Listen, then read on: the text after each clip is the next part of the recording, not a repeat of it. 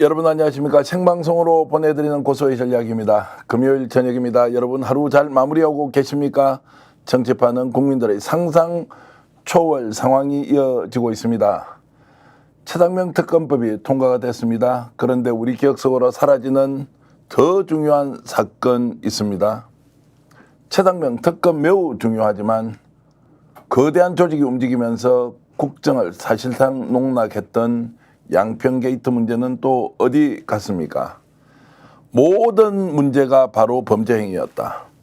이런 사실 하나하나를 알고 있으면서 워낙 많은 일이 동시다발적으로 터지고 있고 이 문제를 해결하기 위해서 진상규명 촉구를 요구하는 국민적 분노가 들끓고 있지만 단 한 발자국도 그 문제 해결에 나가지 못하고 있는 상황입니다. 그래서 현장에서 가장 큰 문제를 가장 깊이 있게 들여보고 몸으로 뛰면서 윤석열 정권과 김건희 특검을 외치고 계신 정말로 정의로운 국회의원 한 분 모셨습니다. 강덕구 민주당 의원 오셨습니다. 어서 오십시오. 안녕하세요. 지역구가 안양 만안구십니다. 그죠? 안양 만안구입니다. 예. 자, 양평 게이트 생각이 가장 먼저 납니다. 지난 1년 동안 양평 게이트를 밝히기 위해서 문제를 제기하는 시점부터 지속적으로 강덕구 의원께서 국회 기자회견장 그리고 또 양평 현장에서 목소리를 높였습니다. 지난 1년 동안 끊임없이 이렇게 싸워 오셨는데 일단 소회는 어떠신가요? 6월 28일이 저희들이 첫 기자회견을 한 지가 1년 되는 날입니다. 그때 우리 안진걸 소장이 저희 의원실에서 그 양평 고속도로 관련된 자료를 주면서 여러 의원들한테 얘기를 했는데 이 부분에 대해서 같이 기자회견 포함해서 같이 진상규명하자고 얘기했을 때 반응을 보이는 의원이 없었다고 하더라고요. 근데 제가 이렇게 자료를 넘기고 보니까는 이거는 제가 그 지난 대선 때 양평 공무지구 관련된 자료와 거의 일맥상통하더라고요. 그래서 저는 이거는 심각한 문제고 이 부분에 대해서 우리가 적극적으로 고민하고 함께 할 수밖에 없다라고 생각을 해서 6월 28일 첫 기자회견을 했고요. 그리고 이제 실체적 진실이 한 95%, 96% 밝혀졌습니다. 그렇기 때문에 이제 마지막 남은 누가 왜 버튼을 눌렀냐. 그리고 그 뒤에 윤석열 대통령 부부가 관여돼 있냐 안 돼 있냐. 이것만 남은 건데 이거를 국정조사 또는 뭐 특검을 통해서 밝히자라는 게 저는 마지막 우리들이 해야 될 일이라고 생각을 합니다. 지난 1년 동안 이제 그렇게 노력하신 거에 비해서 아직까지 성과가 좀 적다. 아니면 국민들이 엄청나게 호응했는데 검찰이 전혀 움직이지 않고 있다. 그렇다면 왜 검찰은 경찰은 움직이지 않고 있느냐. 양평 게이트 누가 보더라도 말씀하신 대로 증거가 70%, 80% 나와 있는데도 불구하고 아직도 한 발자국도 나가지 못한다. 이것은 조직적으로 은폐를 하고 있다. 이렇게 봐야 됩니까? 저는 한마디로 말씀드리면 국정조사 때 그리고 또 특위 때 상당 부분이 밝혀졌습니다. 그렇기 때문에 이제 마지막 버튼을 누른 사람이 누구고 그리고 좀 전에 말씀드린 대로 윤석열 대통령 부부가 그 관련돼 있냐 안 돼 있냐 뭐 이게 가장 중요한 부분이기 때문에 저는 이 부분에 대해서 밝혀야 되는데 저는 용산에서 또 용산과 관련된 그야말로 권력 카르텔에서 지금 이걸 맡고 있다. 이렇게 볼 수밖에 없다라는 거 분명히 말씀드립니다. 어쨌든 우리 기억 속으로 사라지는 것 같지만 양평 게이트는 아무것도 법적으로 책임자가 처벌을 받거나 수사가 진행된 바가 없다라는 점을 이제 여러분들 아시고 오늘 본격적으로 토론 이어가겠습니다. 오늘 강덕구 의원 이렇게 모신 이유는 누구보다도 현장에서 정의와 진실을 위해서 국민들의 분노를 받아안고 윤석열 김건희 관련된 게이트를 끝까지 파고 있는 현장파 국회의원이기 때문에 이렇게 모셨다는 말씀드리면서요. 자, 최상병 특검법 이제 얘기를 좀 하겠습니다. 어제 국회 통과를 했고요. 어저께 이제 필리버스터 하면서 주진우 의원입니다. 서울법대 검사 출신이면서 해운대 갑 지역구에서 국회의원 당선됐고 윤석열 대통령 누구보다 가깝다 이제 이렇게 평가를 받고 있는 분인데 이분이 자, 최상병 죽음을 군대 장비가 파손된 것을 비유해서 야 어떻게 이렇게 정말로 비유를 하더라도 사람의 목숨을 군 장비, 군의 도구가 주가 훼손된 것과 비교하느냐 이렇게 해서 충격을 받았는데 의원님은 어떠셨나요? 한마디로 말씀드리면 이 정권의 민낯을 보여주는 그런 비유였다라고 생각을 합니다. 어떻게 대한민국의 젊은 우리 청년들이 그야말로 임무를 다하기 위해서 국가의 부름을 받아서 그야말로 군인의 사명을 갖고 일을 하고 있는데 안타까운 한 명의 죽음을 그야말로 장비 파손으로 규정했다라는 것은 국민의 분노 그리고 이 정권의 인식을 그대로 보여주고 있는 것이라고 저는 볼 수밖에 없다고 생각합니다. 제가 두 가지 생각이 들더라고요. 하나는 검사 출신들은 원래 특정한 사건에 대해서 저렇게 인식을 하느냐라는 게 하나 있고 두 번째는 윤석열 대통령 서울대 법대 출신. 지금 국민의힘의 당대표 출마한 사람이 다 서울대 법대 출신입니다. 국민들이 일반적으로 가지고 있던 환상을 완전히 깬다. 서울대 법대 출신 검사가 정말로 이렇게 할 수밖에 없느냐. 이런 걸 국민들이 보고는 야 도대체 세상의 지도자라는 게 뭐냐. 뭐 이런 이제 여러 가지 생각이 저는 교차를 하더라고요. 원래 정치권에 들어가면 다 서울대 법대 출신 검사들은 그렇게 돼버립니까? 저는 서울대 법대 출신이라서 다 그런 건 아니라고 생각을 합니다. 그러나 금수저 출신에다가 그리고 한평생 검사로 살아온 사람들 이 사람들은 그리고 특수부 출신 이 사람들이 갖고 있는 인식이라는 건 어쨌거나 자기네들은 그 우월적 입장이고 그리고 우리 국민들은 저편에 있는 사람들이고 저편에 있는 사람들은 자기네들의 수사 대상이고 자기네들이 국가를 지키는데 이 사람들은 그냥 국민으로서 역할만 하면 된다. 이런 생각들을 갖고 있는 거죠. 다시 말하면 국민이 역사의 주체고 그리고 국민이 대한민국의 주체라는 걸 동의 안 하고 우리가 대한민국을 이끌어가는 그런 입장이고 그리고 우리가 가장 대한민국의 중심이다. 이렇기 때문에 저는 우리 국민을 그야말로 옛날에 극단적인 용어로 말씀드리면 개돼지만도 못한 그런 그 극단적인 생각까지 하는 사람들일 수 있다라고 생각합니다. 그런 입장에서 보면 어떻게 보면 말이 바뀐 거지만 국민들을 도구로 바라보는 그야말로 장비 파손이라고 딱 하는 거랑 개돼지로 바라보는 거랑은 본질적으로 다를 바가 없는 거잖아요. 그런 부분에서 저는 열받는 거죠. 그 분노가 어떻게 보면 윤석열 대통령이 국민을 바라보는 인식도 똑같은 거 아닙니까? 그렇기 때문에 이번에 우리 그 윤석열 대통령 탄핵 관련된 그 우리 소추안이 지금 청원인이 120만이 넘었다라는 게 이 정권에 대한 분노가 그렇게 담겨져 있는 거죠. 어떻게 보면 역사의 주체인 시민들과 그리고 윤석열 정권 포함해서 이 소수의 세력들과의 거대한 싸움이 이제 본격적으로 진행되고 있다는 게 제 생각입니다. 그런데 그 이야기를 하면서도 별로 부끄러워하지도 않더라고요. 그래서 충격을 저도 많이 받았는데 어떻게 국민이라고 늘 목소리를 외치면서 정치를 하지 않습니까? 예. 그럼 국민의 마음속으로 들어가야 하는데 그 사람에게는 과연 국민이란 무엇인가? 근본 이 질문을 이제 던질고 있어서 야, 참 놀랍다. 예, 그러니까 국민을 관리의 대상, 통제의 대상, 통치의 대상 이렇게 생각을 저는 한다고 생각을 하고요. 그 또 본질에는 우리 그 김병주 의원이 그 한미일 동맹 관련해서 발언을 네. 세게 했을 때 국민의힘 의원들이 웃었잖아요. 네. 그런 거랑 같은 거죠. 기본적으로 국민의힘 의원들은 우리가 세상을 관리해야 되고 그리고 국민들은 통치의 대상이고 그리고 한일 동맹 이런 것들에 대한 큰 틀의 역사적 인식들을 갖고 있고 그 틀 속에서 대한민국을 우리가 중심이 되었고 통치해야 된다라는 통치라는 관점에서 우리 대상인 국민들을 그야말로 바라보고 있다라고 생각하시면 될 것 같습니다. 근데 원래 그랬습니까? 정치 오래 하셨지 않습니까? 경기도 의원부터 이제 예. 지금 이제 국회 들어오신 지도 이제 이번에 몇 년째십니까? 지금 저는 이제 한 5년째죠. 5년째고 예. 재선 국회의원 하셨고 아니 제가 삼선 도의원을 했고요. 삼선 도의회장을 도의원 했고 연정부지사를 했고 연정부지사를 했고 지금 국회 들어와서도 이제 재선을 하셨으니까 예. 지금까지 만나봤던 보수 진영의 정치 세력 국민의힘 원래 이랬습니까? 아니면 윤석열 정권 들어와서 바뀌었습니까?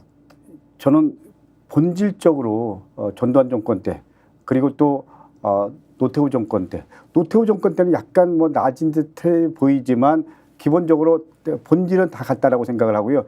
윤석열 정권에 들어서 더 우경화되고 그리고 더 국민을 그야말로 통치의 대상으로 바라보고 그리고 정치는 인정 안 하고 이런 식의 내부적인 합의가 공고화된 것이 아닌가라는 게 제 생각입니다.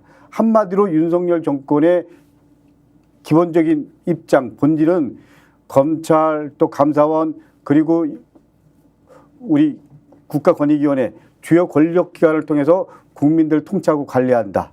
그리고 그 인식하에서 검찰 출신들 검사들 중심으로 윤석열 대통령과 함께 그 인식의 토대하에서 정권을 유지하고 있다. 그리고 외교 관련해서는 기본적으로 한미 관계도 그렇지만 한일 동맹이라는 기본적인 입장, 뭐 예를 들면 그 잘못 정리했다고 얘기하지만 사실은 그 입장 속에서 큰 틀에서 외교 원칙, 한미일 동맹이라는 큰 틀 속에서 외교의 원칙을 정하고 있다. 좀 본론으로 좀 들어가서 이게 본론 아니었나요? 본론인데 이제 진짜 본론이 예, 또 예. 있습니다. 이제 강덕구 의원이 지금 이제 현실 정치에서 이번 전당대회에서 경기도당 위원장으로 이제 출사표를 던지셨죠. 예, 예. 공식 출마 기자회견도 하셨죠. 예, 그렇습니다. 예. 자, 그래서 이제 네 분이 경쟁을 하더라고요. 예, 예. 강덕구 의원 계시고 그리고 민병덕 의원, 예, 예. 그리고 이제 김성원 의원, 예. 그리고 문정복 의원 맞습니다. 이렇게 이제 예. 네 분이 나오셨는데, 뭐 점잖으신 분이어서 제가 그냥 좀 짧고 간단하게 예, 예. 좀 여쭤보겠습니다. 예, 예. 자, 위원장 되십니까 안 되십니까? 어떻습니까? 전망해 보시면요. 저는 그냥 마지막은 우리 당원들의 선택이라고 생각하는데요. 예. 저는 당원들이 지금은 결기 있는 도당위원장 그리고 제대로 싸울 수 있는 도당위원장, 제대로 싸운 도당위원장. 그래서 다음 대선이 앞당겨지더라도요. 경기도가 가장 중요한 광역자치단체입니다. 네. 저는 그 경기도에서 그야말로 이재명 대표와 함께 경기도당이 승리의 도당으로 만들고요. 네. 그리고 변화의 도당으로 만드는 그런 선봉장 역할을 할 사람 누구냐? 저는 뭐 강득구라고 우리 당원들이 저를 선택해 주실 거라고 믿습니다. 예. 1등 하신다는 말씀이죠. 1등 한다라기보다도 좀 더 시간이 예. 남았잖아요. 예. 전 마지막 지금부터 고민의 시작을 하시는 거죠. 제가 사실 좀 늦게 시작했습니다. 왜냐하면 지난주까지 제가 우리 중앙당의 수석사무부총장직을 맡았습니다. 수석사무부총장으로서 마무리해야 될 부분도 있고 그리고 또 수석사무부총장이 제일 우리 재선위원급 중에서는 중요한 자리입니다. 원내 수석 부총무랑 그럼에도 불구하고 이번에 나온 거는 적어도 저한테 주어진 시대적 요구가 다음 지방선거와 대선에서 어떤 역할을 했을 때 가장 의미 있는 역할을 할 거냐. 제가 고민을 많이 했습니다. 지난 대선에서 0.73% 24만 7,077표로 차이로 졌을 때 제가 눈물을 흘리면서 그야말로 다음 대선 때는 이런 일이 반복되지 않게 하겠다. 뭐 그런 의미에서 내가 어떤 역할을 할 때 전 총선 제가 이기면서 강득구가 어떤 역할을 했을 때 이런 적어도 역사에 죄를 짓는 일을 더 이상 반복하지 않을까. 근데 저는 경기도를 가장 잘하는 사람입니다. 경기도에서 삼선 도의원을 했고요. 경기도에서 연정부지사를 했고 경기도에서 의장을 했고요. 그리고 원내대표를 했고 그리고 제가 연정부지사와 의장을 했을 때 31개 시군을 그냥 한 달에 몇 번씩 왔다 갔다 할 정도로 경기도 전문가입니다. 그리고 당의 큰 틀에 대한 비전과 고민에 대한 정무적 판단을 훈련하는 역할을 잘 해왔기 때문에 강득구가 다들 훌륭한 분들이지만 적어도 경기도당 위원장으로서는 강득구만큼 적임자가 없다. 저는 그렇게 생각합니다. 그렇기 때문에 선당 후사하는 마음으로 이번에 제 모든 것을 던지고 도당위원장 나왔습니다. 도당위원장 돼서 다음 지방선거 꼭 이기고 반드시 이기고 그리고 다음 대선에서 승리할 수 있는 조건을 만드는데 강득구 역할 하겠습니다. 이번에 권리당원들이 이제 80%, 대의원이 20% 그러다 보니까 이제 당원들의 힘이 굉장히 영향력이 커졌지 않습니까? 예, 예. 그러면 이제 이런 당원들을 향해서는 어떤 나름대로 이제 전략을 가지고 지금 접근을 하고 계신지. 예. 저는 이번에 당원 당규 개정안의 핵심이 소위 말하는 당원 주권 강화였습니다. 네. 제가 장경태 최고 그리고 또 우리 김윤덕 총장 저 셋이 실무적으로 큰 틀의 당원 당규 관련 고민을 하면서 우리 당원들이 민주당의 중심이 돼야 되고 그리고 당원들이 실질적으로 우리 당의 주요 정책 논의 결정 과정에 역할을 할 수 있도록 우리 당의 큰 틀의 방향을 바꿔야 된다. 여태까지 민주당이 그야말로 원내 정당, 다시 말하면 원내 국회의원 중심의 정당이었다면 이제 당원 중심의 정당으로 갈 수 있도록 큰 틀에서 방향성에 대한 대전환을 가져왔습니다. 물론 그거는 이재명 의원이 우리 당 대표로 있었기 때문에 가능했다라고 생각을 하고요. 정청래 의원 포함해서 여러분들이 그렇게 당의 방향에 대해서 진작부터 주장을 해왔고요. 추미애 우원식 의원 포함해서 국회의장 선거가 하나의 계기가 되긴 했지만 저는 그런 부분에서 당원 주권 강화라는 큰 틀의 당원 당규 개정을 맡은 실무 입장에서는 아주 보람되게 생각을 하고요. 두 번째로는 우리 당의 당원들이 당의 큰 틀의 현안 그리고 당의 비전 이런 부분에 대해서 누구보다도 고민하고 방향성을 잘 아는 분들입니다. 저는 지난 총선 때 어떻게 보면 우리 입장 기존의 입장에서는 거목이었지만 당원들 입장에서는 이제 새로운 판들을 만들어야 돼. 새로운 판들을 만든 분들도 당원이었습니다. 어떻게 보면 지난 경선도 그렇고 또 지난 경선 끝나서 총선도 당원들이 함께 모여서 당원들이 결기를 갖고 했기 때문에 저는 이번 총선이 민주당이 일당이 될 수 있었다고 생각을 합니다. 저는 가장 중요한 제 나름대로 도당위원장으로서 선거 준비하는 원칙은 당원을 믿어라. 당원을 믿어야 된다. 그리고 당원들이 제가 지난 4년 동안 그리고 또 앞으로 강북구의 비전 또 큰 틀에서 강북구가 살아온 과정들을 잘 알기 때문에 다른 분들도 참 좋은 분들이지만 적어도 경기도당위원장으로서는 강북구가 적임자다. 누구보다 당을 위해서 헌신해왔고 누구보다 싸우는 것을 두려워하지 않았고 누구보다 역사적 소임을 다 하고 있는 강북구의 모습 이 부분 속에서 강북구가 지금 이 시기에 민주당 경기도당위원장으로서 가장 적임자라는 것은 저는 공감하리라고 생각을 하고요. 당원을 믿고 뚜벅뚜벅 제가 갖고 있는 생각들을 얘기하고 공감을 얻고 그런 과정 속에서 우리 당원들과 하나가 되고 그리고 그 하나가 되는 과정이 민주당의 다음 지방선거와 대선을 준비하는 과정이라고 저는 생각합니다. 그 당원 주권 또는 당원 중심주의를 만들기 위해서 이제 현장에서 그렇게 많은 활동들을 국회 내에서 하셨는데 이게 많이 알려져 있는 것 같지는 않습니다.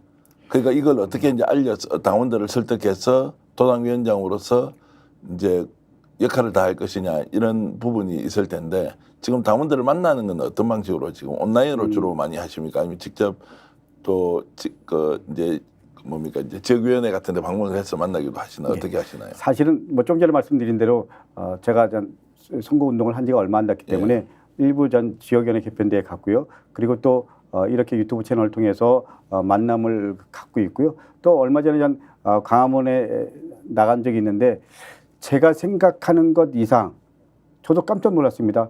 우리 당원들 그리고 일반 시민들이 저를 상당 부분 알아봐 주시더라고요.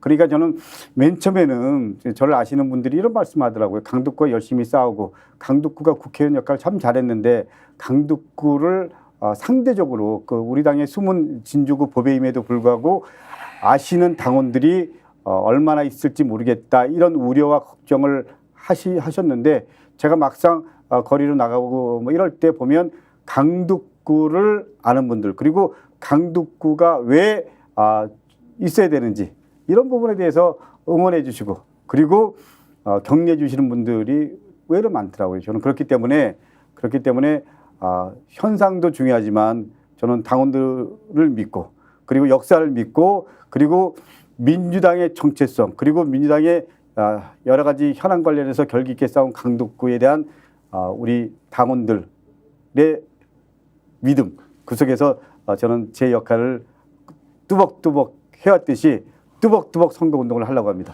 그 더민주 혁신회의라고 있죠. 이해합니다. 예. 그 지난번에 이제 총선 과정에서 전국에 있는 혁신 후보들이 더민주 혁신회의를 만들고 이재명 이제 민주당 대표와 함께 뭔가 이제 그 국회의석을 200석 이상 달성해 보자라고 하면서 아주 민주당 내에 이제 혁신 운동을 주도했던 그룹인데 요즘 이 단체가 약간 문제가 있다 구설에 좀 올라 있더라고요. 왜냐하면 이번에 그 경기도당 위원장을 비롯한 전국 그 광역자치단체의 시도당 위원장 경선에 특정 후보를 밀고 있다 뭐 이런 것들이 발표가 되고 이러면서 약간 좀 불편한 일들이 많이 생기던데 더민주 혁신회의 원래 결로 보면 그 강덕구 의원이 지금까지 쌓아왔던 삶의 계획과 거의 비슷한데 뭐 이분들이 다른 후보를 지지한다 이런 게 막 소문이 나가지고 이런저런 얘기가 있던데 그 내용 설명 좀 해주시겠습니까? 제가 좀 분명히 말씀드리면 며칠 전에 강의원 상임대표랑 통화를 했습니다. 더민주 근데 혁신회의 전국 그런데 대표죠. 예. 강의원 상임대표가 저한테 분명히 이런 말을 했습니다. 더민주 혁신에서 공식적으로 그 특정 후보를 지지하는 건 없다. 특정 후보를 지지하는 건 없다. 예. 그거는 본인이 분명히 말할 수 있다. 그리고 강북구와 함께 본인이 나서서 강북구에 대한 얘기도 해줄 수 있다.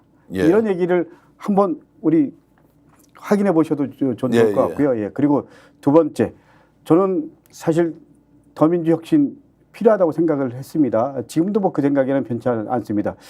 그렇기 때문에 더민주 혁신 처음 시작했을 때 태동기 때 누구보다도 현역 의원으로서 더민주 혁신회의와 함께했던 사람이고요. 그리고 더민주 혁신회의 회원으로서 제 나름대로 역할을 했던 사람입니다. 그렇기 때문에 그 어떤 경우가 됐든 더민주 혁신회의를 폄하하거나 그리고 가치를 훼손하거나 이래서는 안 된다고 생각합니다. 네. 그렇기 때문에 저는 더민주혁신의 가치를 인정하고 그리고 더민주혁신이 추구하는 가장 큰 방향은 이재명 대표를 다음에 우리 당의 대선 후보를 만들고 그리고 다음에 대통령으로 만들겠다라는 큰 비전 속에서 그리고 이재명 대표를 통해서 우리 당의 가치 그리고 큰 틀의 민주주의 가치를 다시 일상화할 수 있도록 만드는 것 그게 방향이고 목표입니다. 그렇기 때문에 저는 더민주혁신회의를 믿고요. 그리고 그 부분에 대해서 강의원 대표가 밝혔듯이 저는 그런 입장에서 이번 우리 도당위원장 그리고 또 우리 최고위원 선거 관련해서 분명한 더민주혁신의 입장이 저는 특정 후보 지지 않는다라는 건 분명히 말씀드릴 수 있고요. 이걸 우리 전 대표님이 확인해 보셔도 좋습니다. 예, 제가 확인을 해보겠습니다. 예, 그래갖고 한번 이 부분에 대해서 방송을 통해서 네. 분명히 그런 입장을 한번 전달해 주십시오. 예, 알겠습니다. 만약에 더민주혁신에서 공식적으로 후보를 지지한다면 저는 후보 사퇴하겠습니다. 후보를 사퇴한다. 그럼요, 예. 그 정도로 이제 중요한 이슈인데 뭐 특정 후보가 이것을 마치 그 단체가 지지한 것처럼 하니까 이제 선거가 약간 좀 볼썽사나운 상황으로 가고 있고. 이거는 더민주혁신을 그야말로 그 좋은 취지로 시작한 더민주혁신을 폄훼하고 훼손하는 거고요. 그리고 조직의 분열을 가져오는 거고요. 예. 그런 거 아닌가요? 그런 그 입장이 이재명 대표 입장에서도 바람직한가요? 그렇기 때문에 공식적인 입장이라 그러면 저는 사퇴합니다. 네. 그러니까 더민주혁신회의라는 이제 단체가 민주당 내에서는 상당히 이제 개혁과 혁신 성향의 정치 단체인데 특정 후보를 지지했느냐 지지하지 않았느냐라고 하는 것이 논란이 일어나고 있습니다. 더민주혁신회의 같은 그런 이제 단체는 명확하게 당원들 앞에서 본인들의 공식적 견해를 밝혀서 그럼요. 이런저런 오해를 받지 않아야 한다 이런 말씀을 확실히 한번 드리겠습니다. 자, 민주당에서 지금 경기도당의 역할이 우리가 보통 이제 서울시 중심으로 민주당이 움직인다 또는 경기도 중심으로 움직인다 뭐 이제 이런 또 호남 중심 정당이다 이렇지 않습니까? 그런데 이제 세월이 가고 시간이 이렇게 쭉 지나면서 경기도당의 역할 사실상 이제 경기도에서 민주당 의원들이 압도적으로 많지 않습니까 지금? 무엇보다도 이제 다음 지방선거 대선 과정에서 경기도당의 역할이 아주 중요할 것 같은데 자, 지금 현재 경기도당의 정치적 위상은 민주당 내에서 어느 정도 돼 있습니까? 경기도당이 민주당의 중심입니다. 그렇습니까? 그럼요. 예. 서울시당 아닙니까? 우리가 그냥 일반적으로 이해하는 것은. 경기도민이 1,340만 정도 되는 걸로 예. 알고 있습니다. 서울시는 1,000만도 안 됩니다. 예, 예. 물론 인구가 가장 중요한 건 아니지만 총선 결과를 봐도 경기도가 민주당의 가장 중심이잖아요. 그렇기 때문에 제 선거 전략은 그렇습니다. 이긴 데에서 더 큰 표 차이로 이기는 것. 그게 저는 가장 중요한 선거 전략이라고 생각합니다. 저는 경기도를 가장 잘 알고 있기 때문에 제가 경기도 민주당 도당위원장이 되려고 하는 것도 제 개인적인 입장을 떠나서 다음 절박감 때문에 나온 겁니다. 다음 지방선거 특히 대선에서 우리가 이재명 대표 중심으로 이기려면 경기도는 이재명 대표의 정치적 고향이기도 하지만 민주당 입장에서도 가장 중요한 그야말로 그 심장부입니다. 이 심장부에서 도당위원장으로서 다음 대선에 대한 토대를 만들 수 있는 사람 누구냐? 저는 그 부분에서 강득구라고 감히 말씀드릴 수 있습니다. 제가 사적 개인적 입장이 아니고 절박한 마음으로 지난 대선에서 0.73% 24만 7,077표 차이로 제가 진 그날 통안의 눈물을 흘리면서 어떻게 평생 민주당을 해왔던 강덕구 입장에서 다음 대선에서 기여할 수 있는 가장 큰 길이 뭐냐라고 생각을 하면서 제가 도당위원장을 생각했고요. 이번 총선에 이기면서 구체적으로 도당위원장에 대한 고민을 전 어느 정도 입장 정리를 하려고 했을 때 당에서 저한테 수석사무부총장 얘기를 하면서 제가 뭐 수석사무부총장 할 수밖에 없었지만 그렇지만 여전히 강덕구가 수석사무부총장 하면 그 자리만큼 어떻게 보면 좋은 자리도 없습니다. 왜냐하면 일주일에 두세 번 TV에 나오고요. 네, 예. 그리고 또 여러 사람들을 만날 수가 있고 그리고 동시에 당의 인사와 재정이라는 부분 속에서 또 다른 공부도 되고요. 그리고 또 다른 또 보람도 있죠. 그러나 그 자리보다 힘들고 어렵다고 하더라도 경기도당위원장을 했을 때 당의 기여도 그리고 지금은 단순하게 민주당만의 문제가 아니고요. 여러분들 생각해 보십시오. 다음에 윤석열 정권의 아류가 또 나온다. 이거는 강덕구가 민주당이 역사에 죄를 짓는 거잖아요. 그 역사에 죄를 짓는 편에 서겠습니까? 아니면 강덕구가 깨지더라도 도당의 모든 걸 걸고 도당위원장으로 역사에 최소한의 진빚을 갚을 수 있는 자리에 서고 싶다. 그리고 그 자리에서 강덕구가 할 수 있는 모든 것을 던지고 싶다. 이런 절박감으로 출마를 하는 겁니다. 자, 그래서 이제 경기도당 위원장이 되면 이제 어떤 걸 지금 현재와 비교했을 때 뭔가 개선이나 개혁이나 변화의 이제 이런 물꼬를 트실 생각입니까? 저는 말로만 그러는 게 아니고요. 당원 주권 강화라는 큰 틀에서 예. 우리 당의 주요 정책에 대해서 우리 그 당원들이 주체적으로 참여할 수 있는 조건들을 만들어 가고요.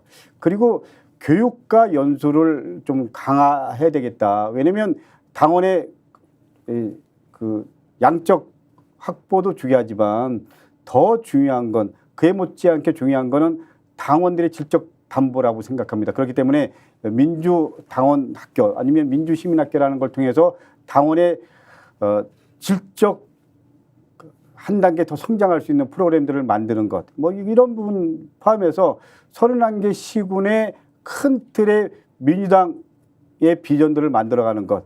그걸 통해서 지금부터 2년 후에 지방선거, 3년 후에 대선의 토대를 만들어가는 것. 그것이 강덕구가 한테 주어진 역할이라고 생각합니다. 구체적으로 지금 단체장 우리 이제 후보 경선할 때요. 예. 당원들의 참여 비중을 훨씬 더 높여야 한다. 예. 전략 공천 가능한 한 배제하고 예. 당원들이 아예 그냥 전당원 투표 방식으로 뽑자. 이런 좀 더 혁신적인 방안들이 지금 나오고 있지 않습니까? 예. 이런 부분에 대한 당원 주권의 강화 그리고 단체장에 대한 경선 이런 부분 혹시 보관이 있으신가요? 저는 사실 이번에 도당위원장 선거 관련해서 2대 8이잖아요. 네. 대의원 2 그리고 또 당원 8인데요. 사실은 그냥 다 당원으로 가는 게 좀 맞다라고 생각합니다. 근데 이번에 나름대로 뭐 일단은 2대 8로 상당 부분 줄어든 거죠. 그리고 그 전까지만 하더라도 있는 그대로 말씀드리면 국회의원들이 합의해서 결정하는 구조였잖아요. 맞습니다. 예, 근데 이번에 2대 8이지만 궁극적으로는 저는 뭐 당원도 한 표, 그리고 대의원도 한 표 이렇게 갈 수 있도록 해야 된다라는 게 제 생각입니다. 네. 생각해 보십시오. 우리가 대통령 선거 때도 또 국회의원 선거 때도 이재용 회장도 한 표, 그리고 삼성 다니는 직원도 한 표잖아요. 근데 우리는 어떻게 당대표 선거하고, 그리고 예를 들면 최고위원 선거하는데 뭐 5대5니 이게 어떻게 보면 민주당만 과거에 머물러 있던 거잖아요. 그렇기 네네. 때문에 저는 큰 틀에서 당원 주권이라는 게 당연히 예를 들면 당원 주권으로 가는 게 맞는 거잖아요. 그렇기 때문에 그 원칙 속에서 말씀하신 대로 다음에 지방선거는 원칙적으로 당원들한테 다 표를 돌려주고 표의 등가성을 보장해 줘야 된다. 그러나 또 전략 공천에 대한 부분도 있을 거고요. 당의 그 공천에 대한 큰 틀의 원칙, 이런 부분은 중앙당에서 결정해야 될 부분이고, 도당에서 결정해야 될 부분은 도당위원장으로서 당원들에게 투표권을 표의 등가성이라는 입장에서 주는 게 제 나름대로 소신이고 원칙입니다. 늘 불편했던 진실 중에 하나가 이제 특정 지역의 단체장 후보를 정할 때는 국회의원들끼리 합의해서 이 사람 밀자 이렇게 갔던 거 있지 않습니까? 이번에 강두구 의원이 경기도당 위원장이 되면 그런 일은 거의 사라진다. 다만 예외는 중앙당에서 인재영입을 통하거나 이제 이렇게 하는 경우는 예외로 볼 수 있지만 실제로 당원 주권은 확실하게 강화시킬 수 있다, 이렇게 자신하시는 거죠. 원칙적으로 당원 주권 강화라는 것이 형식적인 수사 레토릭이 아니고요. 네. 실질적으로 효용감을 우리 당원들이 느꼈을 때 그 힘이 기반이 되었고 대선에 엄청난 힘이 그야말로 태풍이 된다라고 생각을 합니다. 그렇기 때문에 당원 주권 강화라는 역사적 큰 흐름을 우리가 아무도 거역할 수 없다라는 게 대원칙이고요. 그걸 통해서 우리 당이 달라진 모습 보이고요. 그리고 그 당원들이 자발적 참여가 이번 총선에서 우리가 그 민주당이 압도적으로 일당이 됐듯이, 저는 그렇게 했을 때 다음 대선에서 우리가 이길 수 있는 힘이 되고 그리고 태풍이 된다라고 생각을 합니다. 현재 당내 분위기는 어떻습니까? 국회의원들이 자기 지역구에 국회의원 뭐 경기도 같으면 한 2~3명 정도, 많으면 한 4~5명 정도 있는 지역구에 광역단체장을 이제 국회의원 좀 빠지고 당원 중심으로 하자 이러면 당장 자기 권한을 좀 내놓는 것이어서 불편해하거나 싫어할 수도 있을 것 같은데요. 이렇게 생각하시면 될 것 같습니다. 그 국회의원 경선 제도가 처음 도입된 게 제가 알기에는 노무현 대통령 때였습니다. 그 당시에만 하더라도 소위 말하는 지분을 갖고 있는 중진 국회의원들이 예를 들면 몇 대 몇 나눠 갖고 그리고 그 공천 결정을 네. 하고 이런 구조였는데, 그렇기 때문에 경선 제도 처음 도입했을 때 의원들 중에서 특히 중진 의원 기득권을 갖고 있는 의원들은 상당 부분 반발했죠. 그러나 지금은 아무도 반발하는 분이 없습니다. 우리 지금 원내대표 같은 경우도 맨 처음에는 원내 총무라고 불렸습니다. 당 총재가 지명하는 거였습니다. 그리고 김대중 대통령님 될 때는 대통령 비서실장이 있었고요. 총재 비서실장이 있었습니다. 이렇게 했지만 시간이 지나서 국회의원 경선하는 거 당연하게 생각을 했고요. 생각을 하고 있고, 그리고 또 원내대표 선거하는 거 당연하게 생각을 하고 있습니다. 이렇게 인식이 하루아침에 바뀌는 건 아니지만 인식이 이렇게 바뀌고 있고요. 그리고 기득권이라는 거는 뭐 지키려고 하겠지만 그게 역사의 큰 흐름 속에 받아들일 수밖에 없는 거잖아요. 네. 그리고 또 권력은 분산될수록, 그리고 또 물 흐르듯이 자연스럽게 내려가는 것, 그리고 적절하게 균형감 있게 권력이 나눠지는 것, 경계하는 것, 그것이 저는 가장 바람직하다고 생각합니다. 그리고 그렇게 했을 때 그야말로 민주당이 당원 중심 정당이 되는 거고요. 그 토대 하에서 다음 정권 교체가 이루어질 수 있는 가장 큰 힘의 원동력이라고 생각을 저 강북구는 합니다. 그렇기 때문에 강북구가 경기도당을 맡게 되면 여러분들과 함께 그런 당의 비전 그리고 당원 주권 시대를 열어갈 수 있도록 최선을 다하겠습니다. 당원 여러분 함께 해주십시오. 강덕구 의원 말씀 들으면서 가장 크게 다가온 것은 민주주의의 꽃은 선거이고 그 선거의 주인은 국민이다. 당내 경선이 있다면 당원들이 당연히 절대적 권한을 행사해야 한다. 경기도당 위원장이 되면 당원 중심주의 반드시 실현하겠다. 그것은 역사의 흐름이기도 하고 시대적 과제이기도 하고 무엇보다도 강덕구 의원이 경기도당 위원장이 된다면 반드시 실현하겠다는 말씀 여러분 잘 새겨주시면 좋겠습니다. 더 좋은 정치를 만들기 위해서 스스로 헌신하고 그리고 현장에서 국민들과 만나는 강덕구 의원 응원하면서 오늘 생방송으로 보내드린 고소의 전략 모두 마치겠습니다. 마지막 한마디 좀 하십시오. 예. 좋습니다. 저는 민주당 평당원으로 시작해갖고 여기까지 왔습니다. 저는 평당원으로 시작해갖고 도의원 그리고 국회의원 하고 있습니다. 만약에 제가 경선이라는 제도가 없었으면 도의원이 되고 국회의원이 됐을까요? 저는 상교대 노동자의 아들이고요. 어려운 집에서 태어나서 20대의 세상의 변화를 만들고자 시민 입장에서 네. 그리고 당원 입장에서 열심히 싸우고 살아오고 공부하고 시민들과 소통하면서 여기까지 왔습니다. 이제 당원 주권 시대 열고요. 그리고 강북구가 마지막으로 민주당과 그리고 대한민국에서 기여할 수 있는 길 고민하다가 이제 경기도당 위원장 출마하려고 합니다. 당원 여러분, 시민 여러분, 강북구와 함께 당원 주권 시대 열고요. 강북구와 함께 이재명 대표 중심으로 민주당이 다음 대선에서 이길 수 있도록 경기도당 그야말로 경기도가 제 역할을 해서 정권 교체 선봉장이 될 수 있겠습니다. 하게 만들겠습니다. 강북구와 함께 경기도당을 새롭게 만들어 주시는데 당원 여러분들이 함께 해주시기를 진심으로 바라고 응원합니다. 강북구 화이팅! 스픽스는 말하는 언론입니다. 대세는 유튜브, 그중에서 스픽스. 좋아요, 댓글, 구독, 알림 설정. 여러분이 저희를 사랑해 주시고 우리가 여러분을 사랑하는 4가지 방법입니다.